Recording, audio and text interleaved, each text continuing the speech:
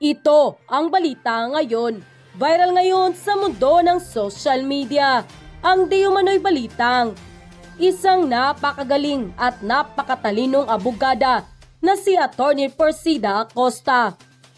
Di mapigilang magsalita at maglabas ng kanyang sama ng loob si Attorney Persida Acosta dahil ang mga magsasaka at mamimili ay labis na apektado sa di makatarungang presyo ng sibuyas. Sana naman ay umaksyon na ang administrasyon ng ating mahal na Pangulong Bongbong Marcos Jr. para mapigilan at mahinto na ang mga smugglers dahil lalong naghihirap ang marami sa ating mga kababayan ngayon. Buti na lamang at may mga taong tunay na may malasakit sa bayan tulad ni Attorney Persida Acosta. Ilang linggo na. At may nabasa ako na may mga magsasakang nag-suicide. Dahil bibilin sa kanila 8 pesos, 10 pesos. Tapos mapapalitan nila 700, 600 per kilo. At binili sa kanila mura na mga middlemen ng mga negosyante.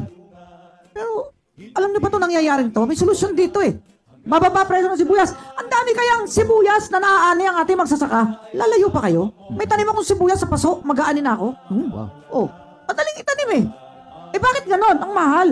Yung mga order, profiteer, cartel, smuggler, ayan, yung anti-smuggling law, iba pa yun eh. Kaya ito, mga kapulisan, eto na, kung nagmo-monitor kayo, tatago yung produkto. Yes. Para pag Iipit. naubos ang Ipitin ang supply, supply. tataas ang presyo. Kasi the greater the supply, the lower the prices. O, di ba? Kaya nga mga kababayan, sa pagkakataon ito, tulong-tulong po tayo, report po ninyo. At ang buong person ang tutulong dyan, ang mga distrito namin. Para po malamaw, sino ba yung mga hoarders na yan? Economic sabotage yan eh. Sa totoo lang, nakakahiya. Sa Amerika, ang mura ng sibuyas. Pati ito sa Pilipinas, mahal. Eh, agricultural country tayo. Agricultural country. Yan. Oh, nakakahiya. Kaya nagtatampo ang mga magsasaka. Mura binibili sa kanila. Eh, bakit sa merkado napakamahal binibenta? Ayan, masama po yan. Lapag sa batas yan. Nang lumabas ang balitang ito, ay hindi mapigilan ng marami sa ating mga kababayan na magbigay ng kanilang hinaing at komento sa mundo ng social media. At ayon pa sa kanila, dapat mahal naming Attorney Acosta, hindi lang makulong, dapat bitayin ng mga iyan. Hindi lang magsasaka ang ginagago ng mga iyan, pati mga mamamayan na hikaos ay walang awang pinagsasamantalahan ng mga iyan. Dapat may patas na bawal na pagtaas ng presyo ang alinmang bilihin kapag may shortage. Iyan ang batas na lunas sa mga nag-hoarding at nagsasamantala sa bayan. Salamat, Idol. Ingat. Go, go, go lang, Madam Acosta. Mabuhay ka. Maraming salamat at ipinagtanggol mo ang mga kapatid nating farmers. God bless you po. Sana magising ang Pangulong Bongbong Marcos para maayos yung problema sa ating bansa. Dito sa Taiwan, mura lang ang sibuyas. Kahit hindi man sobrang lawak ng Taiwan, affordable ang mga bilihin dito. Hindi kagaya dyan sa Pinas, Luzon, Visayas, Mindanao. Nagtatanim sila ng sibuyas. Kulang pa rin. Kaya totoo sinabi ni Attorney Acosta.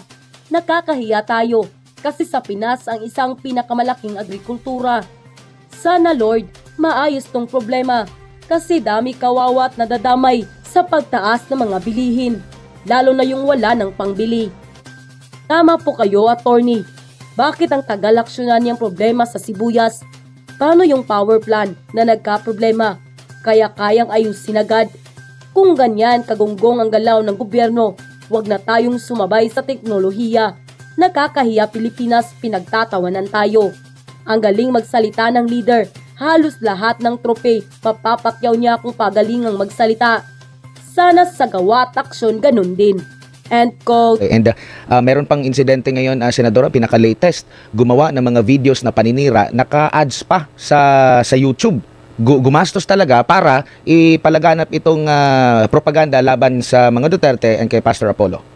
Yes, panay ang gawa nila. Laki-laki ng budget nila. Pati sa akin, alam ko, ang budget sa akin, ang binibida nga ng mga media na nagsusumbong din. Kasi sabi nila, hindi naman nila ayaw din nila yung ginagawa nila.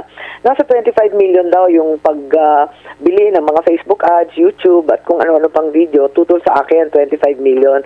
Pero yung overall daw, nasa 400 million sa paninira sa atin lahat. Ngayon, yung sa Duterte at kay Pastor, malamang mas malaki pa. Talaga naman, linulusta yung pera ng taong bayan sa kanilang ambisyon. Hindi maganda itong mga pangyayari ito. Sinisiraan tayong lahat, palibasan tayo ay naninindigan.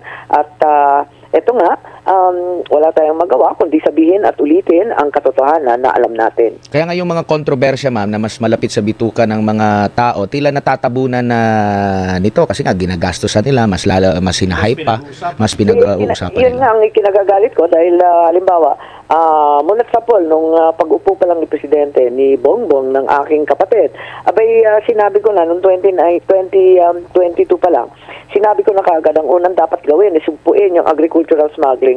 Abay mula noon hanggang ngayon, wala pa rin. Ayaw ipasa yung agricultural smuggling. Sino ba yung mga protector na yan na takot itaas yung smuggling na penalties? Abay, yan ang nagpapahirap sa bayan, pumapatay ng magsasakat, nagtataas ng presyo sa buong kapulungan. Bakit hindi yan ang unahin? Yan ang talagang tunay na urgent, ang pagkain. Ang bawat pamilya, talagang yan ang araw-araw na hinaharap at pinoproblema. Hindi naman yung tsa-tsa, hindi naman yung PI, hindi naman yung kung ano-ano. Ang talagang pinoproblema natin, ang gastusin. Ang taas-taas ng presyo ng pagkain, hindi na makatao. At alam din natin, yung gasolina, mataas din. Kaya lang, yung gasolina, alam naman natin, imported. Ang pagkain, hindi natin maintindihan.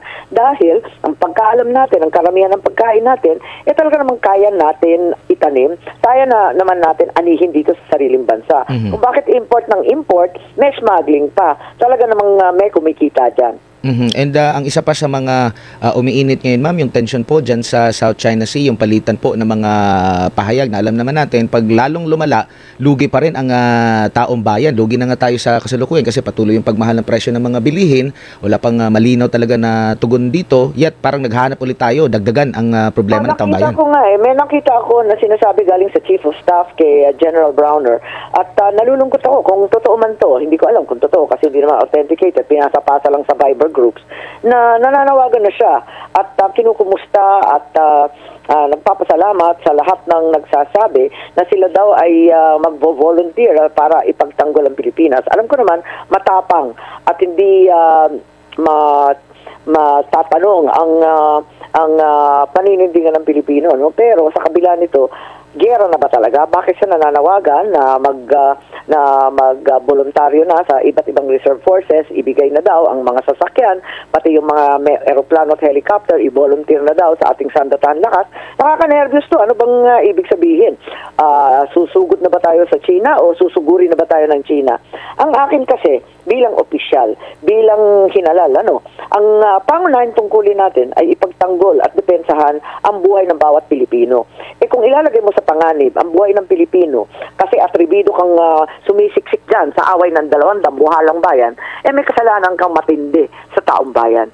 Ayaw natin na magkagera. Bakit parang hat na hat sila makipagbunuan dyan?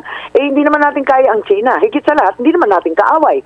Sila nga laging nagpapadala ng pagkain. Sila rin nagpapadala ng bakuna. Kung ano-anong tulong kapag bagyo kasi sila malapit. Yung US naman, matagal naman natin kaalyado. Di rin naman nating kaaway. Defense and Treaty Ally yan. Ano bang problema? Bakit tayo nakikisangkot dyan sa away ng China at ng US? At pati yung buhay ng mga Pilipino itataya para lang makisangkot dyan.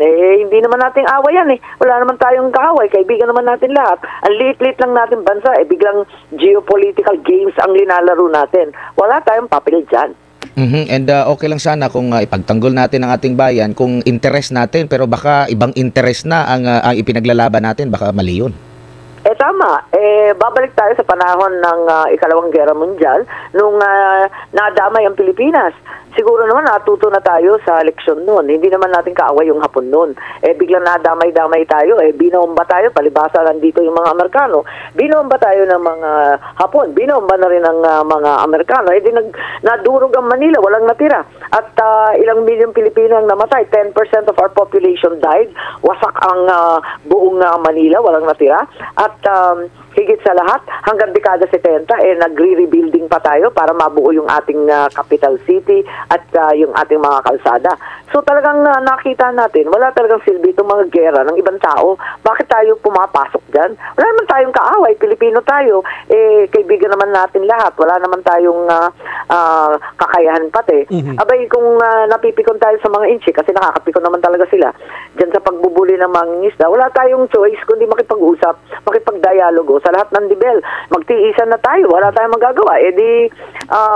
Makiusap tayo ng maigi, walang pakundangan, pakinggan natin sila, pati sa nivel ng Coast Guard, nivel ng mga sundalo, nivel ng cabinet member at saka DFA, pati sa nivel ng legislatura, pati yung mga pangulo, lahat ng levels, kausapin hanggang magkasundo. At sa kabila nito, magpalakas muna tayo. Susugod-sugod tayo. Hindi naman natin alam kung ano ipanlalaban natin kundi tapang. Matapang nga yung sundalo, pero ano naman ang dala nilang sandata? Alam naman natin na kulang, walang-wala na yung self-reliant defense posture nung panahon ng tatay ko. Wala na tayong ginagawa. Simpleng baril, hindi natin ginagawa. Baski sasakyan, pati patrol boat. Lahat imported na. Paano tayo lalaban-laban yan? Higit sa lahat, may eleksyon sa Amerika. Makinig tayo sa eleksyon, hindi tayo sigurado kung saan tayo tutungo dahil maliwanag na yung dalawang magkatunggali sa US, hindi magkasundo tungkol sa foreign affairs. Hindi sa lahat sa depensa ng Pilipinas. Kaya't maghinay-hinay tayo, inaasahan natin na tutulong sila. Yung pala, ang bagong administrasyon, iba na ang sinasabi. Tsaka Senadora, 'di ba pag magkakapitbahay, may mas madaling magkakaintindihan. Yung mga kapitbahay natin dito sa Southeast Asia, yun din yung meron ding kaagaw din natin dito sa South China Sea, nagki-claim din sila. Pero same ba ng approach ang ginagawa ng Pilipinas dito sa mga kapitbahay natin? Baka pwede gayahin. Makita natin mga kapitbahay, sila nga nanganganib na natatakot na sa atin Sinasabi na ng Singapore, Singapore at Malaysia, claimant din ng Malaysia, Indonesia, claimant din. Sinasabi na ng ni President si Prime Minister Anwar, Ibrahim ng Malaysia, pati yung Prime Minister sa Singapore, lahat nagsasabi na, oy Pilipinas, sigurado pa, are you sure? Are you sure gusto ninyo magkagera sa sarili ninyong lupa? Sigurado ba kayo sa ginagawa ninyo? Parang takot na sila sa ginagawa natin. At naguhunos dili at sinasabihan tayo na huwag tayong ganyan, bakit tayo mainit? Samantalang magdadala tayo ng gera dito sa lugar natin. So yan ang sinasabi ng ating mga kapitbahay. At kung makikita natin, tuloy-tuloy ang negosyo, tuloy-tuloy ang infrastrukturang tulong ng China sa Indonesia, sa Vietnam, sa katutak na investment, ang linalagay pati sa Laos and Cambodia. Nakakaingit nga dahil ang ganda-ganda ng tren sa Indonesia. Isipin mo kung meron tayong tren na ganyan papuntang Ilocos, meron tren na ganyan across Mindanao. Abay, napakalaking tulong sa taong bayan yan. Imbes na away tayo ng away sa sariling kapitbahay. Anyway, Senator Amy, ang dami talaga ng issue pero gusto ko rin kayong maringgan dito naman sa isang issue sa PCSO. Kasi di ba, nabalita yung load better na 20 times daw na tumama na span of a month. Ano ba ang masasabi nyo dito, Senator Amy? Labis-labis na ang kababalaghan dyan sa PCSO. Ang akin, tigilan na muna yan. Itigil na muna yan. Una, yung kontrata nila dun sa mahiwagang software, talagang kaduda-duda. Sinabi na ng Government Corporate Council, tigilan yan at ipinagbabawal yung kontratang yan. Kung bakit pa sila pumasok-pasok dyan, talagang mali na yan. Pagkatapos sunod-sunod ang kabulastugan at nakikita naman ng tao, nung isang taon pa, sinasabi ko na kailangan alamin na yung mahiwagang algorithm na puro siyam ang lumalabas last year. Ngayon, tuloy-tuloy pa rin ang kalokohan, yung bola na nagkaroon daw ng glitch. Ngayon, yung isang tao na tumama ng 20 times. Ano ba namang kalokohan to? Ang mahirap dito, ang masakit, ang mahirap na Pilipino, yan na lang ang pag-asa, yung pangarap na makakuha ng katiting na pera at kahit paano, maibsan yung kahirapan. Pati ba naman yung konting pangarap, nanakawin pa? Pero Senator Amy, is there a way na sabi nyo nga, itigil na muna itong mga drone na ito? Is there a way na, yun na nga po, kasi tama yung inyong analysis na ang dami nating mga kababayan na nagbabaka sakali, yung one time, big time. Pero sila nga ho yung naaagawan pa dito. Kaya nga sa lahat ng masaklap, di ba, yung nanakawin mo, yung pangarap ng tao, yung konting pag-asa na maka-jackpot, yun ang masakit Ba't pati ba naman yan ninoloko? Isa pa, ipakita rin nila kung talagang tumatalima sila sa kanilang mandato. Kasi ang kanilang pangalan, Philippine Charities States. Ano bang charity ang ginagawa nila sa bilyon-bilyon na kinikita? Saan ba pumupunta? Ikwenta nila at i-account na hanggang sa huling sentimo, saang charity napunta lahat ng kinikita ng PCSO. Yan ang gusto kong makita. Kasi para nakalimutan na nila yung charity. Senadora, ang may post po dito si kasama niyo po, Senador Robin Hood Padilla. Sabi niya dito sa post niya 16 hours ago, "Politics destroyed our humanity." Ano masasabi mo dito, Senadora? Well, may politika na masama, na talagang toxic at nakakasira ng umanidad, agree ako. Pero ang politika at ang pamahalaan, kapag ginamit ng maayos, maka-Diyos, makabayan, makatao, talagang makakatulong na baguhin ang buong lipunan. Yan naman ako talaga naniniwala. Kaya kahit anong batikos, kahit anong hirap ang dinanas ko at ng aking pamilya, nandito pa rin ako. At ang dahilan ay ang politika pa rin at ang gobyerno pa rin ang siyang huling sangkala ng mahihirap. At kapag nasa gobyerno ka, sa posisyon ka, ang dami mo talagang matutulungan. Yun lang ang inspirasyon. Ang hirap-hirap sa politika, nakakapikon. Talagang mawawalan ka ng gana, ng respeto. Talagang masisira yung pananaw mo kahit sa mga kaibigan mo. Ngunit, ang aking lang, nananatili pa rin ako dito at nakikipagbunuan, nakikipaglaban kahit anong sinasabi tungkol sa amin, sa bandang huli, ito ang larangan kung saan mababago mo talaga ang lipunan at talagang pati yung buhay ng mga tao, talagang mabibigyan mo ng konting linaw at liwan. At yun na nga mga kababayan, ano na ang masasabi mo? Kung mayroon kayong hinaingat komento patungkol sa balitang ito, please comment down below. Pag-uusapan natin yan sa comment section. At kung nagustuhan nyo ang video, ay huwag kalimutang mag-like at i-share na din para mas marami pang makaalam at umabot ito sa marami sa ating mga kababayan. Maraming salamat po!